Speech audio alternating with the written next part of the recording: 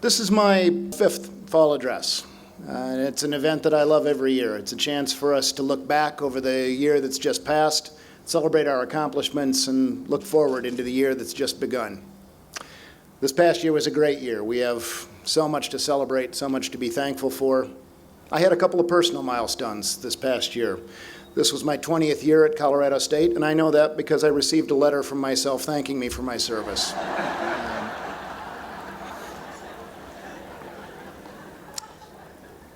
I also, thanks to all of your support and to the support of the Chancellor and the Board of Governors, have the very special opportunity to serve you as your president for another 5 years.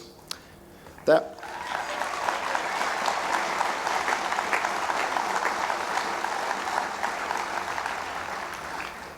was an opportunity for me for some serious reflection, for some soul searching, and at the end of it, I came away with one very clear and unmistakable realization that after 5 years as president, I am more than a little tired of talking about Abraham Lincoln.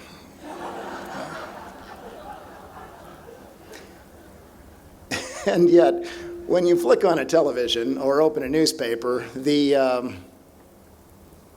let's call it the inspiration that one finds there makes me want to talk about Lincoln. And so I'm going to. This is, in fact, the 150th anniversary of the Gettysburg Address. 1 year to the day after Lincoln signed the Morrill Act, he stood in the White House receiving reports from that fateful second day of the battle, a day where names like Little Round Top, Devil's Den, innocent names like the wheat field and the peach orchard became linked in military history to the bloodiest quarter day in the history of our nation, with over 15,000 casualties in a 6-hour period. 4 months later, Lincoln boarded a train to speak at the dedication of Gettysburg National Cemetery. He wasn't the keynote speaker, and in fact, his speech that day lasted less than 2 minutes. Don't, by the way, get your hopes up on that. But Lincoln's speech left us with the enduring beacon of a nation conceived in liberty, dedicated to the principle that all men are created equal, and his famous hope that government of the people, by the people, and for the people shall not perish from the earth. It was a special time when Lincoln spoke those words. And in that address, he challenged all of us, those living then and those who have followed since, to pick up the banner of those lost young soldiers, to preserve a country and a society worthy of their sacrifice. That's a weighty challenge. As a society, can we be worthy of such sacrifice? And what are we as individuals doing to bring about such a society in our day? The creation of the land-grant university was a key element in Lincoln's vision of such a society. 1 year before those men lay dying on the field of battle, his signature had created an entirely new type of education institution, one committed solely to the idea of merit, a place where women and men, regardless of their background and means, could come to learn and to advance themselves through the development of their mind, their talent, and their character. Lincoln, you see, recognized that a government of the people, by the people, and for the people could not survive unless it had citizens capable of leading it forward. And so we stand here today on the campus of a land-grant university, linked across time to those young men that Lincoln eulogized at Gettysburg. And the responsibility of that link causes us to pause and to take stock and to assess the foundation that we lay today, the foundation on which our children's tomorrow will rest. The key element in any organization's foundation is, of course, people. And we're blessed at CSU to have great people.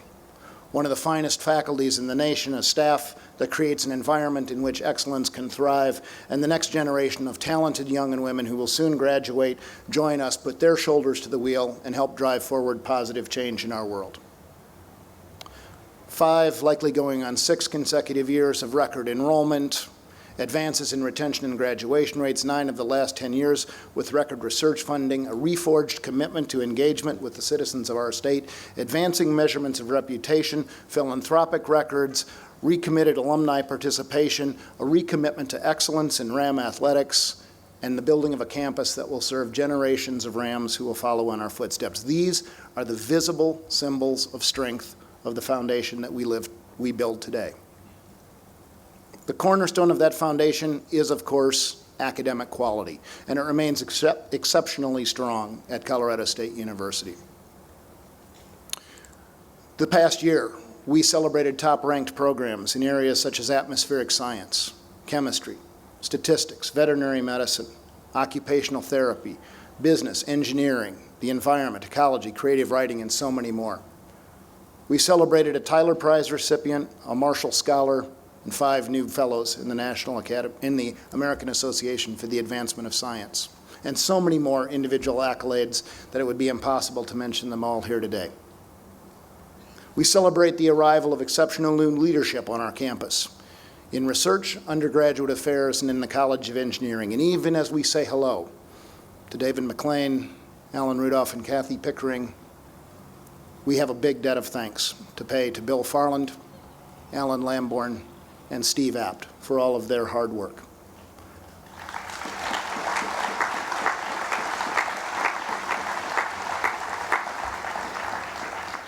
Our students, of course, are no stranger to the concept of hard work in the pursuit of excellence, and this past year, 5,000 of them took advantage of mentored research experiences outside the lecture hall.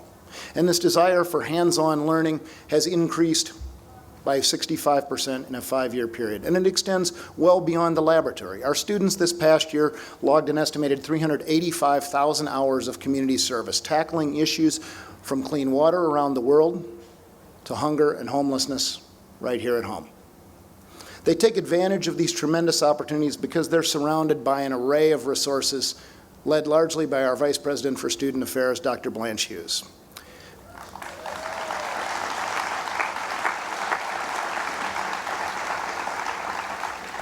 Now, Blanche's team is responsible for Ram Welcome, Move-In Day, Convocation, and so after that's all over, she took advantage of the 3-day weekend to rest up by worrying about things like the Macklemore concert, Tour de Fat, and the Rocky Mountain Showdown. Candidly, I'm amazed she's still standing, but I'm glad that she is, because I want to say to her here publicly, I think you're the best Vice President of Student Affairs in the country.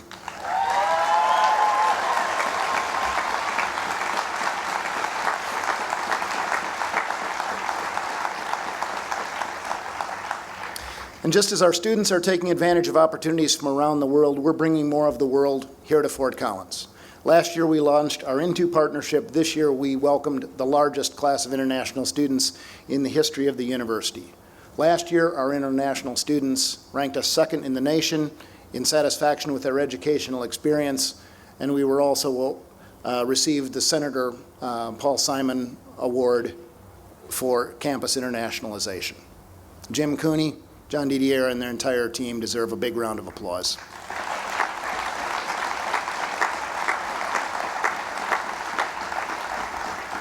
And all of this great news about CSU is getting out and getting heard, thanks to our folks in external relations under the leadership of Vice President Tom Milligan.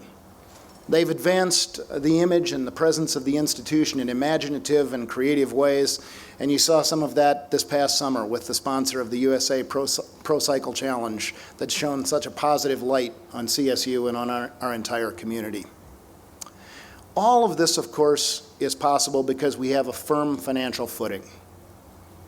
That's in spite of the last 4 years, and it's because of careful planning, a commitment to transparency and accountability, and a relentless focus on efficiency that never loses track of the mission of the university. And we're so fortunate to have Lynn Johnson serving as our CFO to help us do all those things.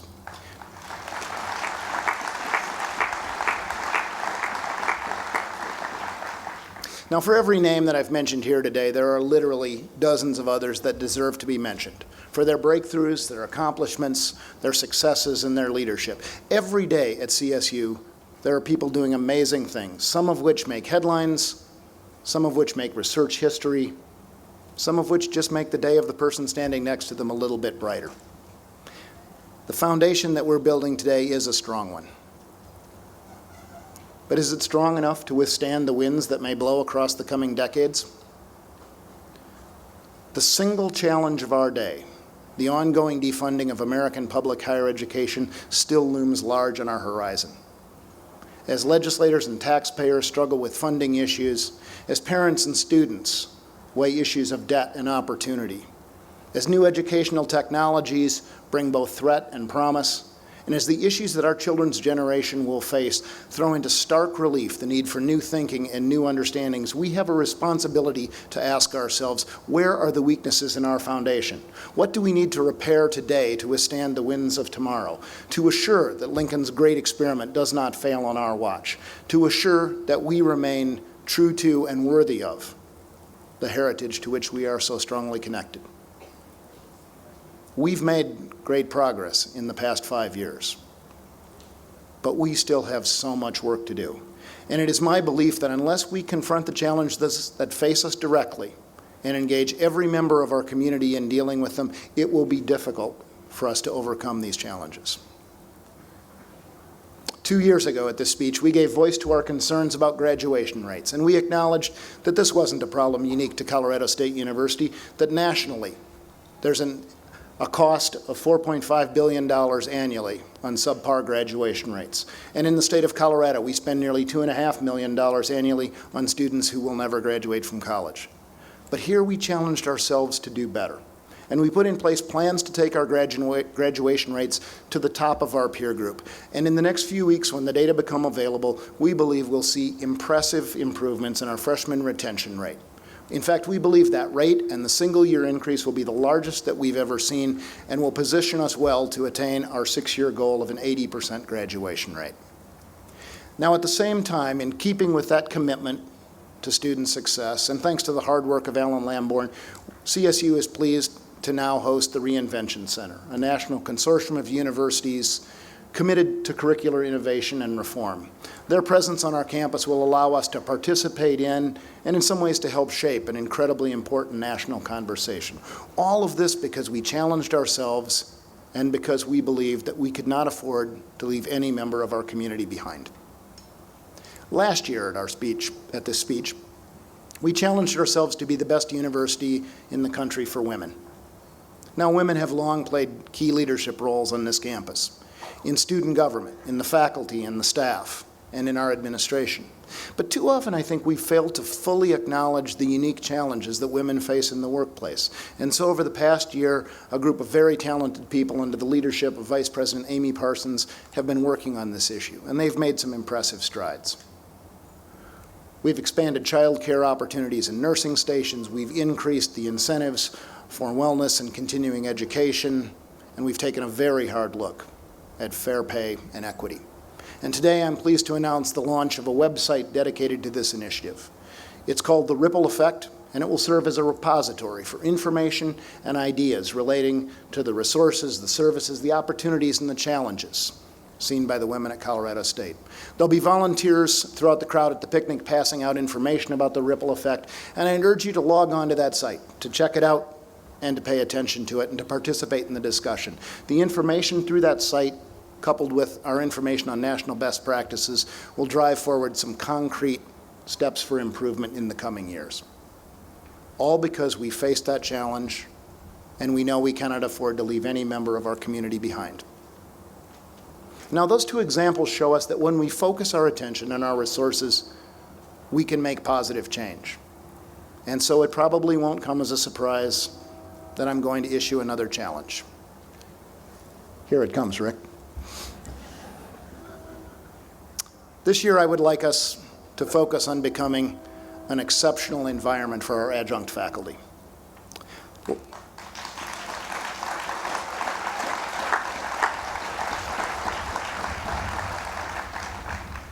Like many universities, CSU is blessed to have an incredibly talented cadre of adjunct faculty, professionals who bring a wealth of information and ideas into our classrooms and help us meet the demand for curriculum and for courses.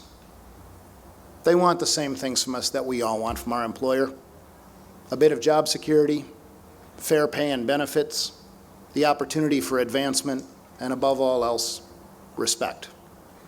Now, with the leadership of our faculty council and Provost Miranda, we've made some positive change over the past few years. Last year, for example, we were very pleased to support a bill sponsored by Representative Randy Fisher that allows us now to offer multi-year contracts to our adjunct faculty.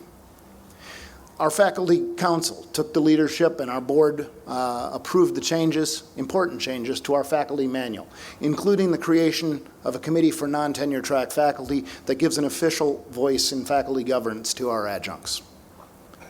These are important changes, but there's not a dean or a department chair on this campus who doesn't know that we don't need to do more for this important group of scholars and educators.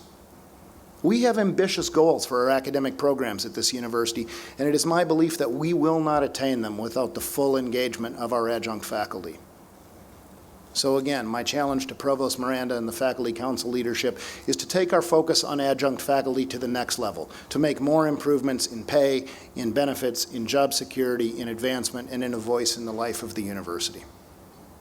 Because we know that we cannot afford to leave any member of our community behind. Now I know, I'm keenly aware, that I stand here each year and I issue a new challenge, and not an insubstantial one. And I do it while we're still dealing with the challenges that I've issued over the past years, and while the issue of the funding crisis that is the central challenge of our day still hangs over our heads. There's a case to be made that now is the wrong time to take on new challenges. But ask yourselves this question. If we don't take up these challenges, who will? If we don't take them up now, when will we? In 1997, CSU turned the flood into the academic enrichment program. The fires of 2012 led to the creation of CSU Cares.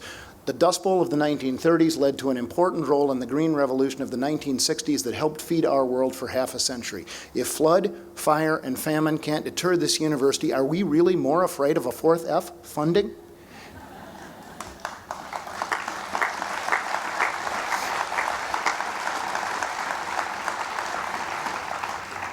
In fact, I'd suggest to you that responding to challenges in the face of funding uncertainty is nothing new to us either. As recently as 2009, we launched the Commitment to Colorado as a program to keep alive Lincoln's ideal of a world-class education for the least fortunate members of our society. We did it in the face of the worst financial crisis of our lifetime, and it succeeded. Failure to confront and to address a challenge purely on the basis of financial uncertainty is an excuse, and it's unworthy of us. The simple truth is that we have a good set of plans at this university. They're based on an integrated set of financial models that we've nicknamed CSU 2020. They're flexible, they're adaptable, and they'll allow us to deal with whatever may come our way. And knowing that, our focus as an institution should be back on the fundamentals. It should be on the reason we were created and the thing we have done best for 150 years, and that is to transform. To transform the quality of life in our communities and our society. To transform the life of the 18-year-old freshman and the life of the returning Afghan vet. To transform the students in our classrooms today into the men and women who will sit in our nation's boardrooms tomorrow. To transform the young men and women who struggle with the math mods and Comp 150 today into the doctors, teachers, lawyers, and artists that our society needs tomorrow. To transform the discoveries of today into the foundation of tomorrow. And in fact, if we do those things, our foundation will be strong enough to withstand any winds that may blow, because we will have confronted our challenges and we will all have built that foundation together. Now, 150 years ago, Lincoln stood on what had so recently been a battlefield, and he contemplated the young men who had died under his command, fighting for a future that they would not share. And he dreamed of a society worthy of their sacrifice.